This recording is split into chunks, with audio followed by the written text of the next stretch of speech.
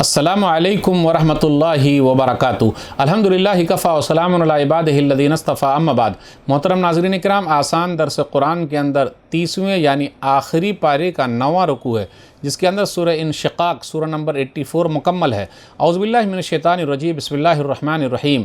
اذا السماء انشقت، جب آسمان پھٹ جائے گا، وَأَذِنَتْ لِرَبِّهَا وَحُقَّتْ، اور آسمان اپنے رب کا حکم مان لے گا اور اسے ماننا ہی پڑے گا۔ وَإِذَا الْأَرْضُ مُدَّتْ، اور جب زمین پھیلا دی جائے گی۔ وَأَلْقَتْ مَا فِيهَا وَتَخَلَّتْ، اور وہ اپنے اندر کی سب چیز باہر نکال کر خالی ہو جائے گی۔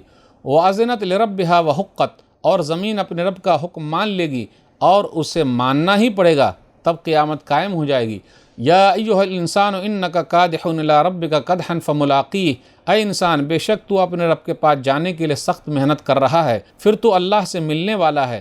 فاما من اوتی کتابہ بیمینہ، تو جس شخص کا نام اعمال اس کے دائیں سیدھے ہاتھ میں دیا جائے گا۔ فسوف یحاسب حسابا یسیرا، تو نیک آدمی کا حساب آسان ہوگا۔ وینقلب الی اہلہ مسرورا، اور وہ نیک آدمی اپنے گھر والوں کے پاس ہنسی خوشی واپس جائے گا۔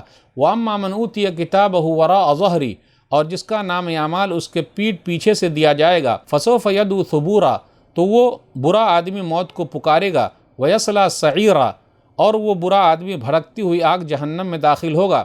انہ کان فی اہلہ مسرورا، اس سے پہلے وہ برا آدمی اپنے گھر والوں کے بیچ بہت خوش تھا۔ انہ ظن ان لن یحور، بے شک وہ برا آدمی یہ سمجھتا تھا کہ وہ کبھی بھی اپنے رب کے سامنے حاضر نہیں ہوگا۔ بلا ان ربہ کان بہ بصیرا، ہاں اس کا رب اسے خوب دیکھ رہا تھا۔ فلا اقسم بالشفق، میں شفق آسمان میں شام کی سرخی اور لالی کی قسم کھاتا ہوں۔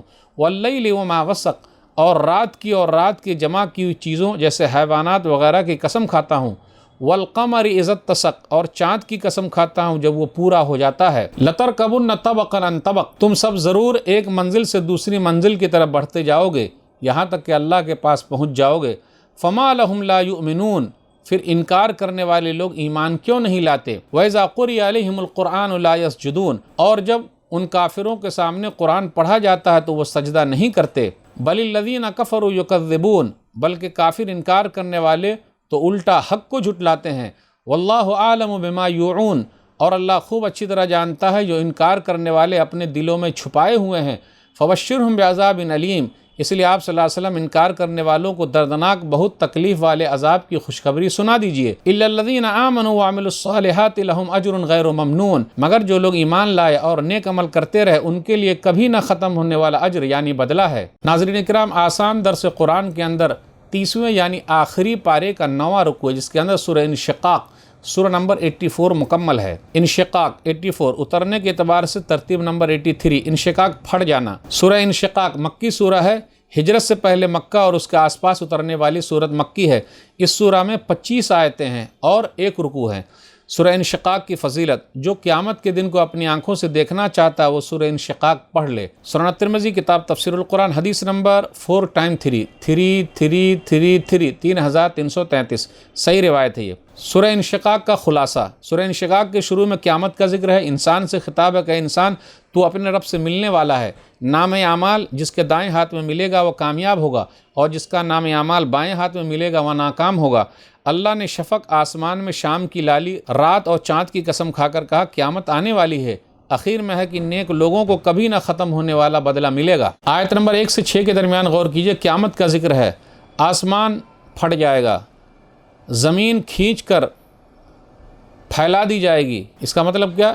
زمین کے اندر جو پہاڑ وغیرہ ہیں وہ سب ریزہ ریزہ کرتے ختم کیے جائیں گے۔ زمین اپنے اندر کے خزانے اوپر اگل دے گی، انسان کو بھی اگل دے گی، سب کو باہر کر دے گی اور خالی ہو جائے گی۔ اس کے بعد کہا یا ایھا الانسان انک کادح الی ربک کدحا فملاقیہ، اے انسان تو اپنے رب سے ملنے کے لیے کوشش کر رہا ہے، ملاقات کرنے والا ہے۔ تو یہ بتانا مقصود ہے، اللہ نے آسمان کی زمین کی قسم کھائی اور کہا انسان تو کوشش کر رہا، ملنے والا ہے۔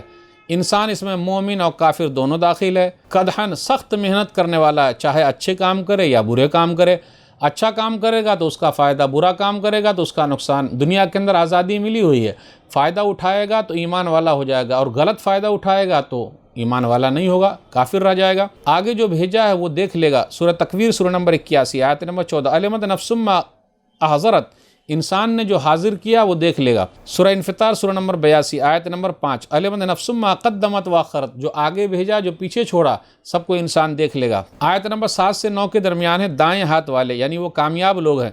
آیت نمبر 8 میں ہے فسوف یحاسب حسابا یسیرا، عنقریب آسان حساب لیا جائے گا۔ آسان حساب کا مطلب کیا؟ صرف پیشی ہوگی، پوچھ گچھ نہیں ہوگی، غلطیاں سامنے لائی جائے گی اور اللہ اپنی رحمت سے اور فضل سے معاف کر دے گا۔